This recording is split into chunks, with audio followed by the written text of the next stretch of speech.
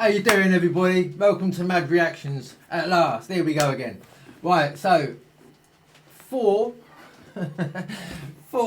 disturbing moments caught on live stream camera. Right, so it's pretty weird stuff. As you know, I don't see it unless we watch it together. So let's hope it's because the last one I had to turn away. I couldn't watch fucking things eating their brothers and sisters. If you've seen my last video, it's a bit bloody weird. So check this one out, and yeah, here we go. As I say, I ain't got a bloody clue what it's about, apart from dodgy moments caught on live stream camera. So. In December of 2022, the authorities in Northern Ireland came across a bizarre crime scene where the most likely suspect was somehow in two places at once. It all started on the 18th of December when Irish YouTuber amzn.eu, whose real identity is 33-year-old Stephen McCullen, live-streamed himself playing GTA Vice City. The stream started at around 6 p.m. and Stephen stayed live for about 6 hours, till midnight. The stream itself was quite unremarkable, with Stephen playing the game mostly in silence, broken by his occasional commentary. Unfortunately, while he was streaming comfortably in his home, his 32-year-old girlfriend, Natalie McNally, was going through something downright horrific. Stephen, however, was completely unaware of this and promptly went to sleep after ending the stream. The next day, he woke up to a barrage of calls and messages regarding Natalie. She was apparently at her parents' house the night before to watch the World Cup finale. The match ended at around 6 p.m. and Natalie went back to her home shortly after, which wasn't too far away. She lived alone in Northern Ireland with her 2 cats and a dog. However, the next day, no one could get through to Natalie. She didn't show up to work and wasn't picking up her phone either. At the time, she was also 15 weeks pregnant with Stephen's child. So when she went silent, her friends and family grew worried, fearing she was facing some health concerns. After learning about her absence and waiting a few hours for a response, Stephen went to her home, which was about 20 minutes... Wayne, there you go, look, 20 minutes away, but he waited a few hours. I hadn't heard from her all night, but he waited a few more hours just to check. And he lived 20 away from minutes his home in Lisburn. You know, Unfortunately, he was too late. When Stephen arrived at Natalie's home, the door was wide open. Inside, he found her lifeless on the floor. She had been killed. Detectives from the major investigation team have now launched a murder investigation following the death of Natalie McNally in Lurgan. This follows the results of the post-mortem. The 32-year-old died a violent death, having been stabbed a number of times, and there are signs of defensive injuries. Post-mortem reports showed that she was killed on the night of December 18th, not long after she came back from her parents' home. However, investigators did not find any evidence of a forced entry into her home. This, combined with the fact that Stephen was the one who reported her death to the police, made him the lead suspect in her murder investigation, and he was arrested shortly after. However, this arrest didn't last long, because as the authorities streaming live, wasn't he? Obviously. Quickly found out, Stephen had a strong alibi. According to the post-mortem report, Natalie was killed during the same time Stephen was live streaming from his home. Investigators looked through Natalie's phone and found the last text Stephen sent to her at 5:57 p.m., which read, "Right, I'm off to stream the night away. Wish me luck." To which Natalie replied, "I might have a peek at your live stream later." This was enough to clear Stephen's name from any wrongdoing, but it left investigators with no clear direction on where to look next. Okay. Stephen did give them the name of someone he suspected. However, investigating that person didn't lead to any breakthrough in the case either, and the name of this person was never made public for this reason. Luckily, detectives found CCTV footage a few days later showing a man dressed in dark clothes and white shoes heading towards Natalie's home at 8:52 p.m. And then the same person going back about 40 minutes later. Given his timing, investigators determined that this was the killer. Shockingly, he had the same height and build as Stephen. This put him on the radar once again, but it also raised a valid question. If Stephen was the perpetrator, how could he be in two places at the same time? Without any other option, the authorities put a £20,000 reward for information regarding the killer and continued investigating. Thing is though, right, let's have it right, there are some people, some of you guys out there, I tell you, definitely not me, I ain't got a bloody clue when it comes, I'm terrible when it comes to computers and stuff, honestly, I really am. But I fix the car, take an engine out, put it back together, motorbike, put it back together again. Bloody computer, yeah, no, ain't happening. But some of you are like geniuses when it comes to these computers. Honest to God. So like, I bet it, yeah, you know. They also feared that by the time they started this shut up. investigation, the killer could have easily fled to any of the neighboring countries. In the meantime, Natalie's case had become national news, resulting in multiple memorials around the country. This put even more pressure on the investigators to find the killer as quickly as possible. They made several arrests and even seized the suspect's car. Investigators also found the weapon the killer used on the 5th of January 2023, which was a knife from her own home. However, none of these developments brought them any closer to identifying the killer. That is until January 31st, when they arrested Stephen again, but this time with solid evidence. As it turns out, the only thing keeping him out of suspicion, the live stream, was completely fake. The whole thing was pre-recorded and broadcasted to simply look like a live stream. After his arrest, investigators went through his computer and found the original recording, which was made on the 14th of December, 4 days before the incident. Wow. They also found a taxi driver who described picking up someone matching Stephen's profile near the murder at 9:30 p.m. and then dropping this person near Stephen's house. Most importantly, according to the taxi driver, this passenger had forgotten his wallet at home, so he quickly ran inside his house to get the money. And as expected, he ran into Stephen's home. All this evidence left no doubt in the fact that Stephen was the one who went to Natalie's home to commit a predetermined crime. In hindsight, there were plenty of suspicious moments during the fake live stream that should have raised more alarms. For starters, the stream was titled The Violent Night Christmas Live Gaming Stream. At the start of the stream, Stephen also claimed that he was having technical issues with the streaming software, which he used as an excuse as to why he wouldn't be able to interact with the live chat. Well, because this streaming software is kind of up the left, it means I can't check the live chat, which is a real shame. So, by all means, talk amongst yourselves. This ensured that no one questioned why he wasn't talking with his viewers, which is essentially the whole point of doing a stream instead of posting a pre-recorded video. At the start of the stream, Stephen made sure to repeatedly mention what day it was. Hello to all on this glorious Sunday evening. So I just thought, why not? I'm gonna do a live stream because this day next week is Christmas. So what more could you want for Christmas other than an evening with your old pal Stephen? This was likely an effort to make his alibi stronger and to say, look, I was streaming the same night. I even mentioned the day at the beginning. On top of that, many moments in the stream also took on a far more disturbing meaning after the truth came out. Like him singing about killing someone in-game, which can also be interpreted as him cryptically talking about his girlfriend. I need to kill it. I need to take her down. 'Cause I won't pass the mission if I don't get this to talk. Tra-la-la. At another point during the stream, he makes a pun that sounds like Natalie's name and finds it unusually amusing. Yeah, that's physics. That's what would happen in the real world. Absolutely. Absolutely. The most creepy moment, however, was about halfway through the stream. While he was on break, suddenly the live stream back soon graphic switched with a poster of a James Bond movie called No Time to Die.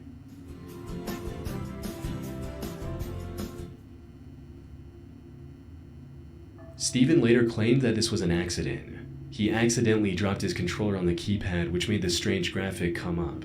But since we now know that the live stream was pre-recorded, Stephen deliberately included this graphic at this point during the editing, likely alluding to the crime he was going to commit on that day. Bloody hell. This theory becomes even more credible once you consider the fact that this movie poster came up at about 9:15 p.m., which perfectly aligns with the time he was at Natalie's house committing the brutal crime. What a bastard. That said, his clever schemes were derailed and he was charged with murder. He was also refused bail.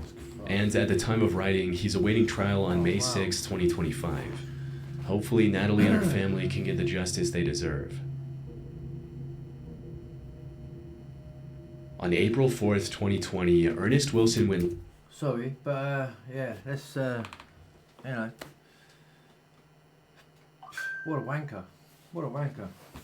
Isn't it? It's not really all that. live on Facebook during a house party, without knowing that these were his final moments alive. Ernest was a 24-year-old warehouse worker living in Baltimore, Maryland. The only passion he had in life was for partying, playing board games, and turning them into drinking games. Unfortunately, the 2020 pandemic and the subsequent lockdown closed every public venue he frequented. So he decided to take matters in his own hands and came up with a solid plan. He would rent Airbnbs, host an invite-only party which he referred to as a game night with a fee to cover the expenses, and have a good time with his friends. These parties started off small but quickly grew in numbers as more and more people became aware of them.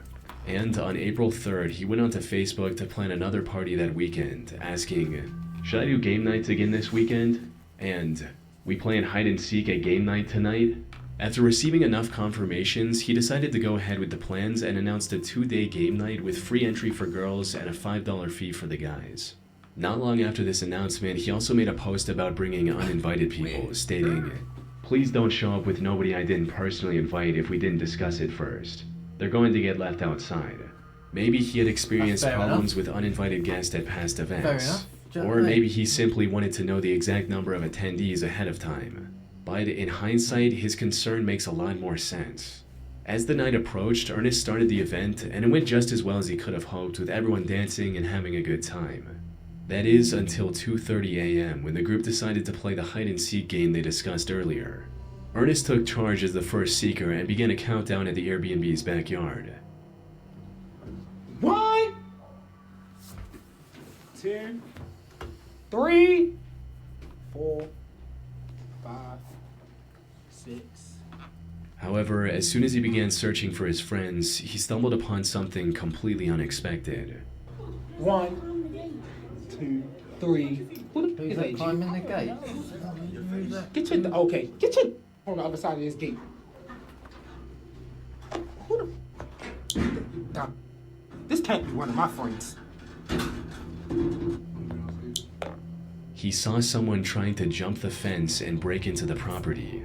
Now, the correct response would have been to go back inside to safety and call the cops on this intruder. Oh, God. However, Ernest was already a bit under the influence at the time and made the biggest mistake of his life.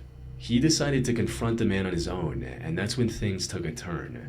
The intruder was armed, and after some back and forth, tragically shot Ernest before fleeing the scene, all of which could be heard on the live stream. No fucking need for that, is there? Hey, Pride! The police arrived at the property at 2:45 a.m., where they found Ernest lying in a pool of his own blood. According to the few statements that were released to the public, this appeared to be a case of a robbery gone wrong. Bloody hell. However, some believe there was more to the story. This is because during Ernest's struggle with the intruder, a girl can be heard laughing in the background. Hey, Pride! As the story goes, this girl was an accomplice of the intruder who planned to either rob the place or eliminate Ernest for some reason, with one person on YouTube writing, "That girl tried to let someone in the front door, or she knew who tried coming through the door.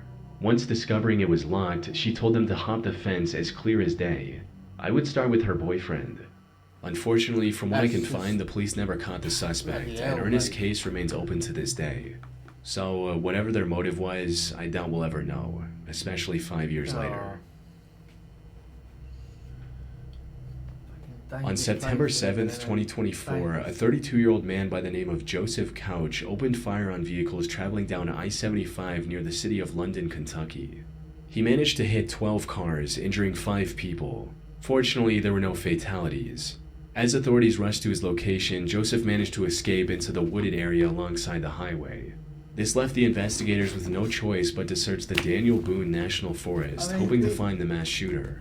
In the meantime, they also began looking into Joseph's past and made some chilling discoveries. He's a bloody nutcase. He served in the Army Reserve from 2013 to 2019 before receiving an honorable discharge due to him developing PTSD.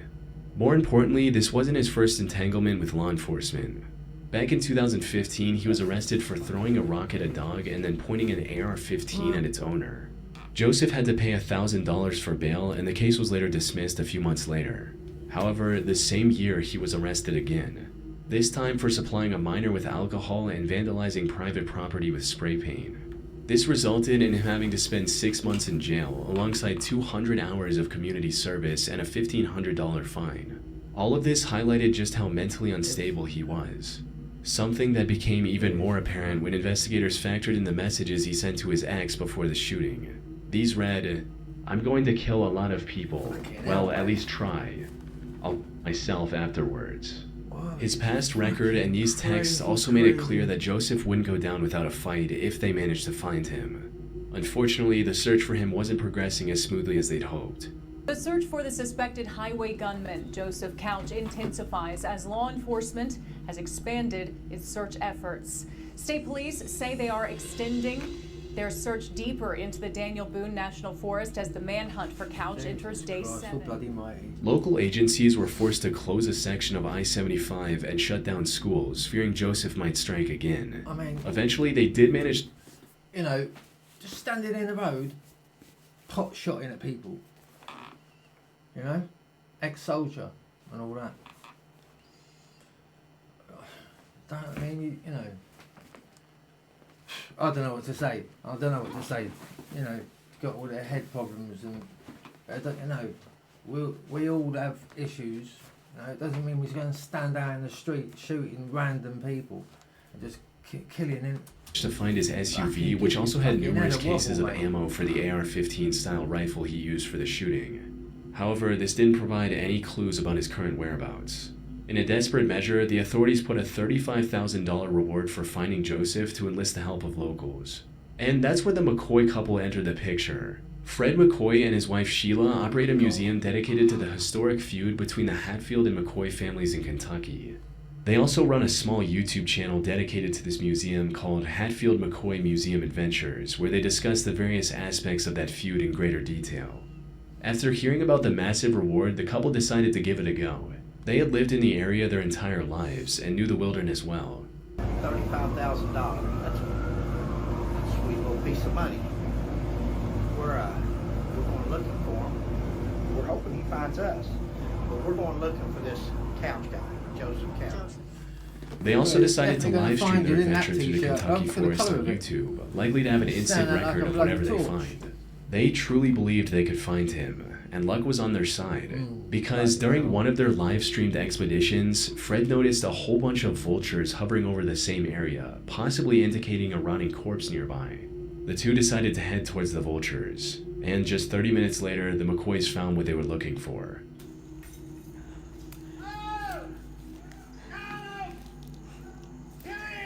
You found him? Oh, my Lanta. Oh, my Lanta? I'm coming. I'm coming, Oh, love. my Lanta, you found him? Oh, my Lanta. Still 35 grand though, mate. They Found immediately him. alerted the authorities, who used DNA testing to confirm the body was indeed Joseph Couch. A later autopsy report also confirmed that he went through with the plan he talked about in his message. After 13 days of searching, the I-75 shooter mystery finally came to a close, ending the manhunt and easing the fear of Joseph still being out there. You know, it's sad there's another life lost and all that, but you know, at the end of the day, you can't have people like that walking around. It's just not fucking normal, is it? It's not safe. Not safe. On October 28, 2019, a 47-year-old Japanese man named Tetsu Shiohara live-streamed himself climbing Mount Fuji. And what was supposed to be nothing more than a fun stream quickly turned into an avoidable tragedy.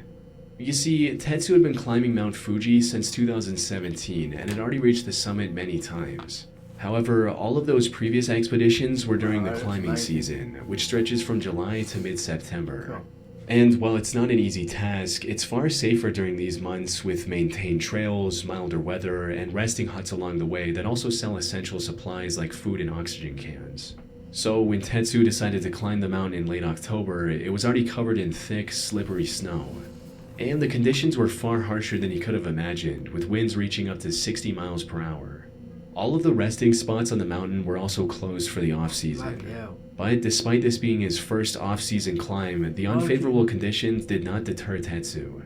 He was determined to reach the summit and make it back in a single day. Unfortunately, the stream didn't get off to a good start, as he forgot to bring essentials like thicker socks to keep his feet warm and crampons to prevent his shoes from slipping. ソックスあ、靴下あれ靴下忘れたいや違う Socks. No socks. 何がちょっと待って Later, he also commented on how he didn't bring any food with him to avoid making his backpack too heavy. But as the climb continued, not having food became the least of his worries, as he quickly realized the snow that day was deeper than he could have imagined. On his way to the top, he passed several points where the trail had collapsed due to bad weather. Oh, bloody About hell. 2 hours into the hike, his viewers started to notice how dangerous things were getting as well, and began urging him to turn back before reaching the Man, summit. it's Mother Nature telling you to go home, but... 一般客だね。そうやね。そうやね。でも山頂まで行けちゃうと思うよ。この However, he ignored all the warning signs and pressed on with the hike, and by sheer willpower actually managed to get close to the summit. Sadly, this is where his luck ran out.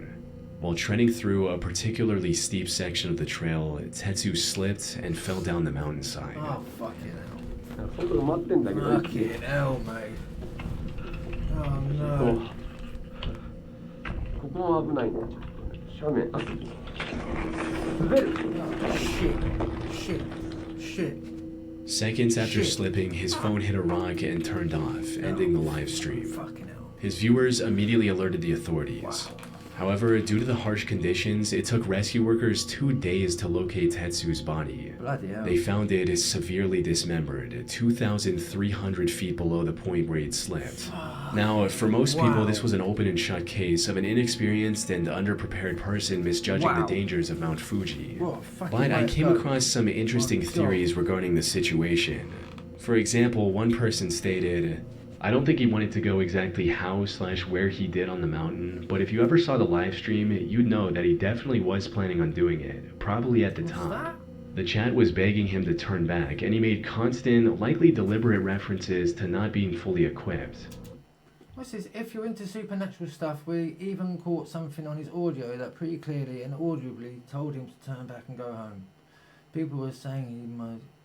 He caught one another. Yama no Kami. Yama no Kami, okay. Additionally, he had a very ample and generous amount of time to turn around if it had purely been a mistake, with the last few people he met warning him to not go any further. In other words, Tetsu intended to end everything that day. The missing equipment was a deliberate decision, not an oversight. Although there's no evidence to prove this theory, and we'll never know for sure if this was actually his intention. You know you got to write that down.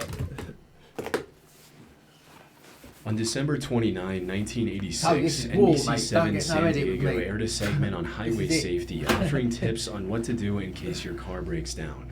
If your car should become disabled, the rule of thumb is stay inside. There are signs you can get to put on the back window to summon for help.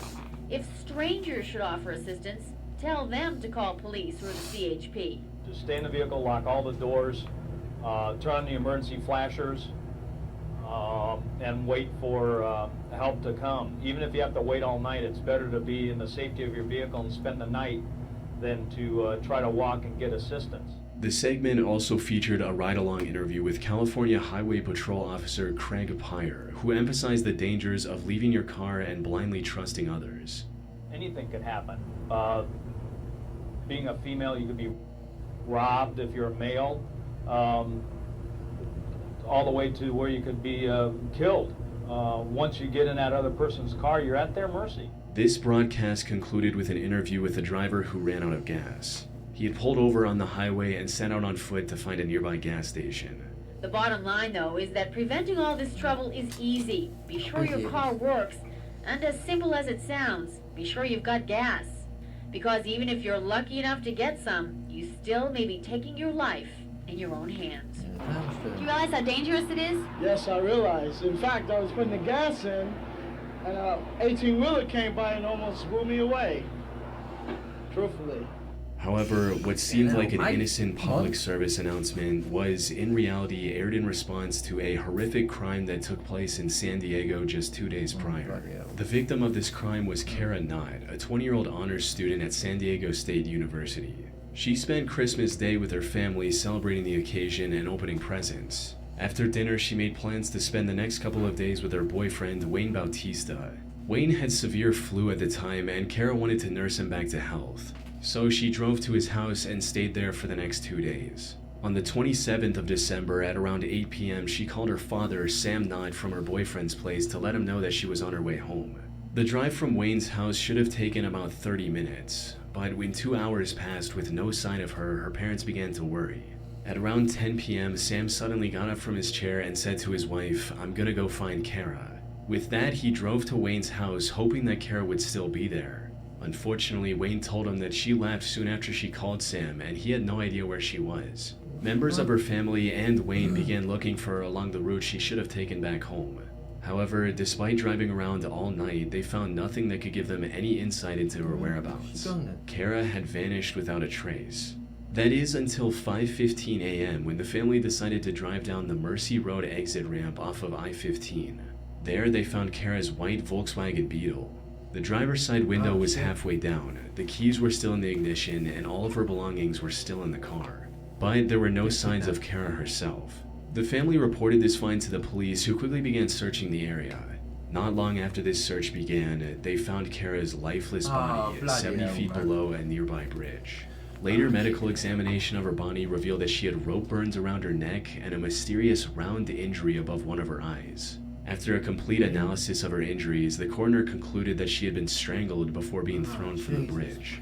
Other than these injuries, there were no signs of anything being done to Kara. This made it extremely difficult for investigators to pinpoint the killer's motive behind this horrific crime. There were no signs of someone else being in the car either, which also made it difficult to determine why she would drive off the main highway down an abandoned exit on her own. Kara's boyfriend was the last person who saw her alive. This made him the lead suspect in her murder, but he was soon cleared of any suspicion since he was at home recovering from the flu when the crime happened. The only clue investigators had left was a receipt from a Chevron gas station about 15 miles from the crime scene. Kara likely stopped there on her way back. Unfortunately, questioning the gas station employees failed to uncover any new leads, leaving investigators with zero clues for where to look next. Without any other options, investigators turned to the media and broadcasted Kara's disappearance in as many places as they could, asking the public for any useful information. This also included the segment on highway safety with Officer Craig Pyre. Luckily, after these segments aired on TV, the Associated Hotline quickly received over 24 calls from women. However, instead of providing any information regarding Kara, these calls uncovered a far more shocking truth. They said that a patrol officer had pulled them over in the past and told them to drive down the same deserted Mercy Road exit. According to these women, this officer kept them there for hours and would even sometimes get in their passenger seats.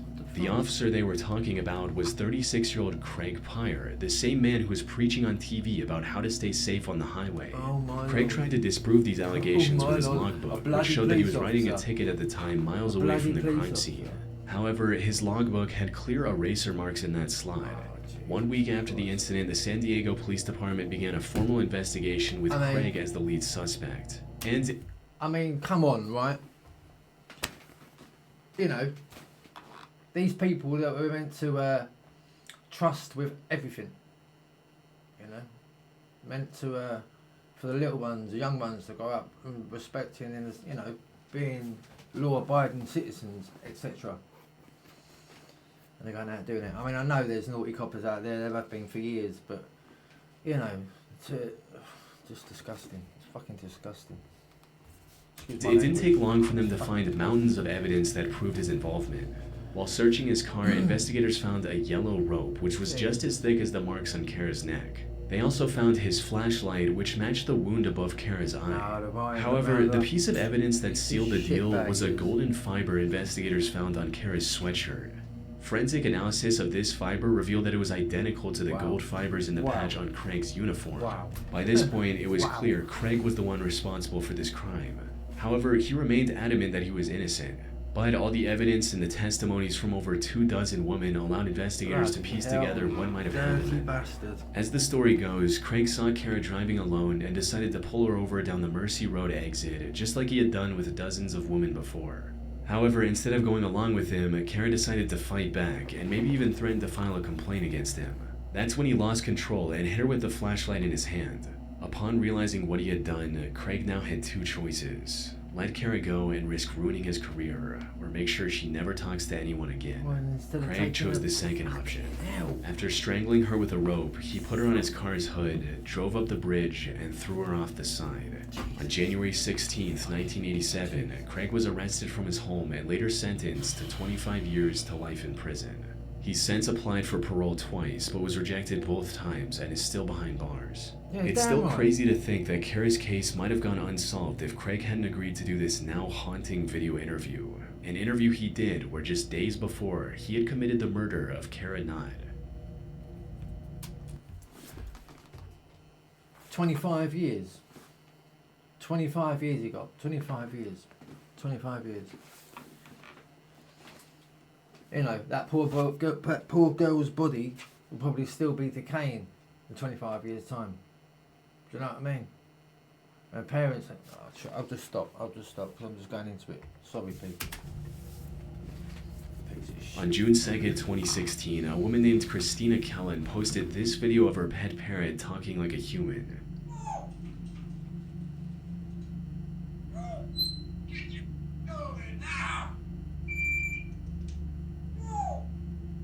Brilliant.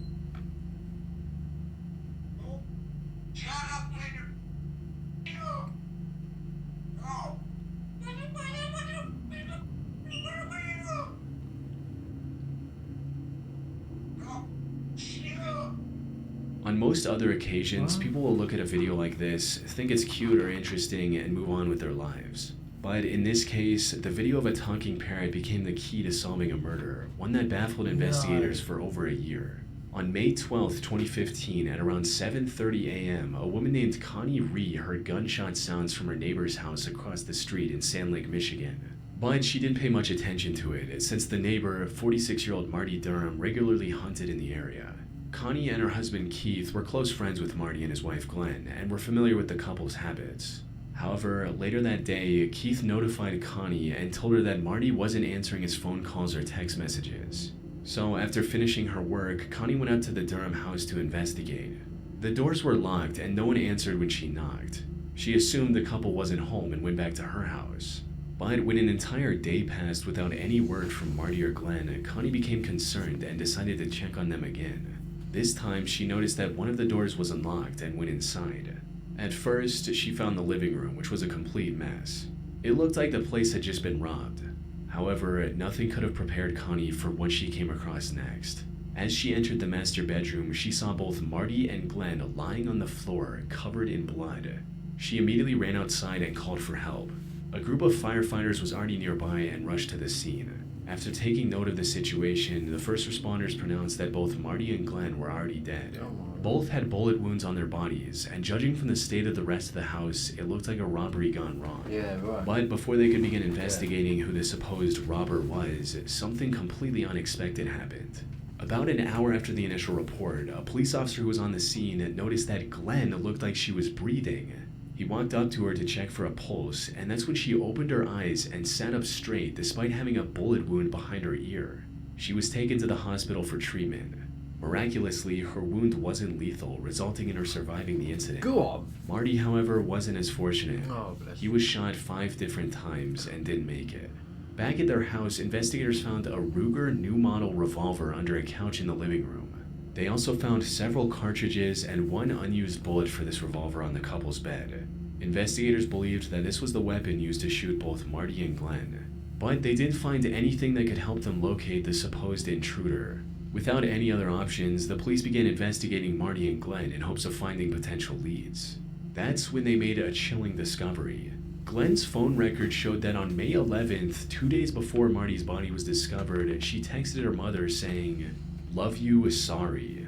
Seconds after sending this text, Glenn's phone accessed a web page titled Ruger New Model Single 6 Single Action Revolvers. This was the same gun that was found in their home. After a more thorough search, investigators also found 3 letters written in Glenn's handwriting that were addressed to her children. Similar to the text she sent to her mother, these letters also contained apologies of sorts. When Glenn finally recovered enough to talk in October of 2016, investigators asked about everything they found. Glenn, however, completely denied ever searching anything about a revolver online and said that she had written the letters a long time ago. When asked about Marty, she claimed that she didn't remember anything relating to his death. At this point, Glenn was the #1 suspect. However, investigators didn't find any solid evidence they could use to bring her in for a proper questioning or make an arrest. After all, it was still possible that the incident was caused by an intruder, especially since Glenn was shot as well.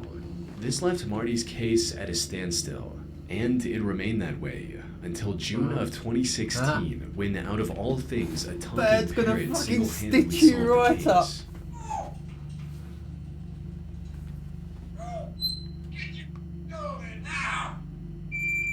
You see, the African gray parrot in this video was named Bud, who originally belonged to Marty. He was later handed over to Marty's ex-wife Christina after his death. The thing about this parrot is that he was in the house when everything went down and witnessed everything. Wow. For those who don't know, African gray parrots are among the most intelligent parrot species. They're great at imitating human speech and even understanding the meanings of some words. They're also more likely to repeat what they heard during a high-stress situation. This is why, while in the care of Christina, Bud kept repeating what he heard on that day over and over again.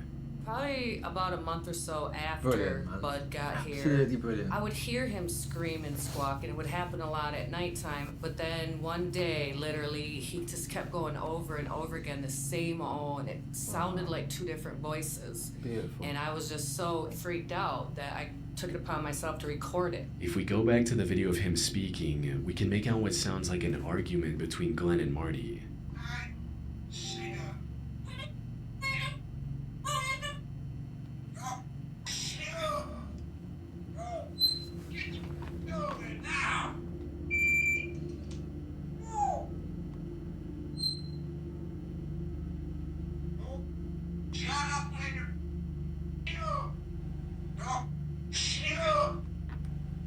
Put simply, there was no intruder. Glenn and Marty had an argument where she was yelling and likely had a gun pointed at him. Now, while this video gave necessary insight into what went down, there was no practical way to use a parrot for testimony and convict Glenn. However, this gave the investigators the confidence they needed to pursue her more intently. They took a DNA sample and later discovered matching DNA on the Ruger revolver, the supposed murder weapon. Further interrogation also revealed the whole truth of why she did what she did. Apparently, Marty had been on disability ever since getting in a car accident a few years back. But he was able to make ends meet by illegally selling his prescription narcotics. Oh, no, he left Glenn in charge of the money he made from his drug business so she could pay off important bills like the house mortgage. Glenn, however, wasted much of this money on gambling and kept lying to Marty about the mortgage payments. Marty eventually learned the truth when the bank announced that it would foreclose the house on May 12, 2015, the same day Glenn shot him to death. Rather than facing the consequences of her own mistake, Glenn decided it was better to orchestrate a robbery gone wrong and take her own life. In the end, Glenn was arrested on the 24th of June 2016 and was later sentenced to life in prison for a crime against her own husband. Silly woman. What a silly, silly woman. On November 18, 2011, at 4:35 a.m., Sydney Fire and Rescue Services responded to an automated fire alarm at the Quakers Hill Nursing Home. Quickly, there are some right weird up people in the world, isn't there? There really are, like, crazy ass people. Fire was nothing short of a complete tragedy. As things started calming down, news outlets conducted interviews of the people involved. This included Roger Dean, a nurse who was on duty at the nursing home when the fire erupted. Hi, I'm Roger. I'm one of the nurses, and just there was a fire, and I just quickly just did what I can, get everyone out, and the smoke is just overwhelming, but you know, we got a lot of people out, so that's the main thing. They're saying that there's still people unaccounted for. What's happening there? I'm not sure. The deputy is she's got the list of people there, and yeah, it looks like there's still probably a few people, and the people are trying their best to get everyone out at the moment. Yeah. By the time responders arrived at the scene, the fire had already engulfed a large portion of the building. According to later reports, the fire burned so intensely that even with full protective gear, some firefighters struggled to get close to the flames. What made this already dire situation even worse was that the burning ward housed bedridden dementia patients who were completely unable to escape on their own. Outside, rescue workers could hear the desperate cries for help, but were powerless to act because of the extreme heat. Wow. Despite these difficulties, they managed to get over 100 residents to safety. Among those trying to help, however, was Roger Dean, who rushed in to secure vital medication records before firefighters stopped him from going back into the flames. This man was hiding a disturbing secret beneath the surface.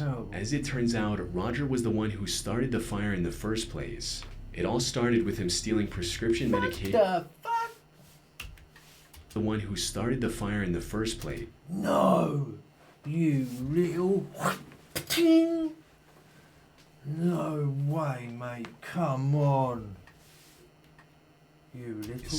It all started with him stealing prescription medication from the nursing home by the hundreds. Just a day before the fire, security cameras caught him accessing the medication closet 36 different times during his shift to steal pills and capsules. However, his luck ran out when other staff members at the nursing home noticed the missing medication and reported it to the police. At this point, Roger knew it was only a matter of time before he got caught. So he came up with the horrible idea to start a fire and steal the medication records during the chaos. And while he managed to execute this plan successfully, the fire also resulted in 11 elderly residents losing their lives to the flames. After he was arrested, Roger came up with the most bizarre excuse to explain his actions. It was like Satan. He's trying, you know what he's doing, don't you? You know what he's doing. He's trying to go the nutty fucking option, so they psych him off, so he don't have to go to a prison. Whereas real men, do you know? You know what I mean? Fucking, I need to get a new chair. This is so uncomfortable. To me, that it's what a the right wanker! thing to do. What a wanker! In actuality, there was no Satan or demon telling him to start the fire in the nursing home. He was just a prescription meds junkie who committed a horrendous crime while trying to cover his tracks.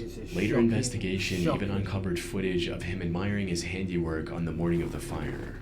The seemingly innocent video of him being interviewed now carries a much more disturbing tone. He stood trial in the Supreme Court in May 2013 and was given a life sentence without the possibility of parole for 11 counts of murder. Wow, man. Bloody hell. On May 16, 1992, Mexican singer-songwriter Chelino Sanchez gave one of his best performances to date.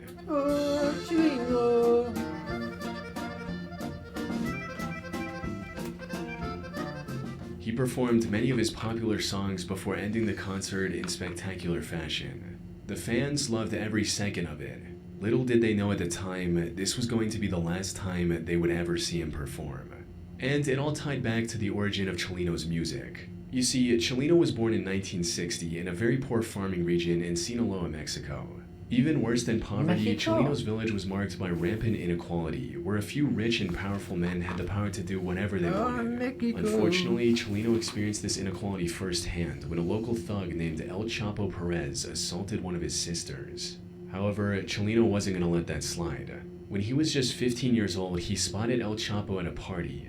And without a second thought, Chelino went up to El Chapo, drew his gun, and killed him at point-blank range. But since El Chapo was a well-connected man, killing him forced Chelino to flee to Tijuana before crossing the border into the US. After establishing a foothold in America, Chelino went into business with his brother in Mexico, smuggling Mexicans into the US. However, this operation came to an end in 1984 when his brother was killed in a hotel in Tijuana. This inspired Chelino to write a song commemorating his brother, but he did so in the most unconventional way.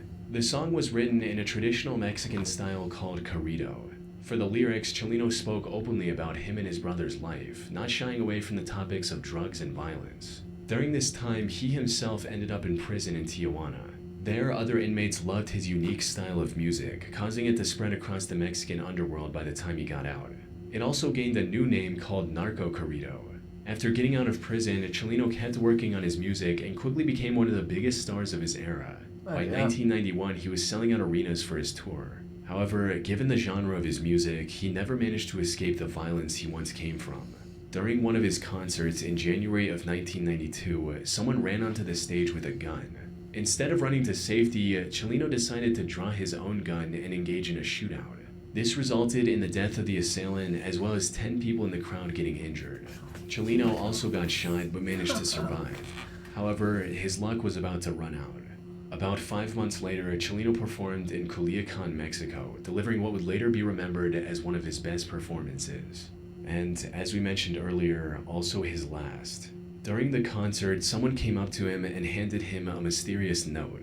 In the footage from that concert, we can clearly see Chileno read the note, become visibly shaken by it, begin sweating, and stare into the crowd for a very long time before resuming the performance. Near the end of this concert, Chileno made sure to properly say goodbye to everyone, including his friends and fans. Shortly after the concert ended, Chileno was kidnapped and executed with a bullet to the back of his head. The note he received on stage essentially said something along the lines of, "We're going to kill you after this performance." Chileno knew the threat was real, and that this performance we see in the video would be his last one. Unfortunately, the identities of the killers were never uncovered, and it's unlikely they ever will be in the future. Bloody hell. So, you know, RIP all his lost souls and all that. But bloody hell, mate, when you live out in them sort of places and you pull them sort of tricks, you know, you get hit with sticks, you know, and you end up in the bloody holes in the ground, do you know what I mean? Out in the mountains. All the rest of them. It's just shocking, isn't it? Shocking. Shocking behaviour. Really is. Anyway, that was some disturbing stories. Alright, it was a bit different, wasn't it? I know, but you know, let me know what you think, yeah? Let me know what you think. I know I'm going to turn the volume of the old ambience up, I think. I need to drop something that's going to make us all smile, yeah? I'll be back soon, I promise, alright? Thanks for joining me again today, and yeah, just let us know what you think of this. If you haven't been here before, you haven't seen M.A.D before, if you like the content, please afterwards go subscribe. It makes a massive difference towards everything we're doing, you know what I mean? Thanks a lot everyone. You take care of each other, take care of yourselves. Love you loads. God bless.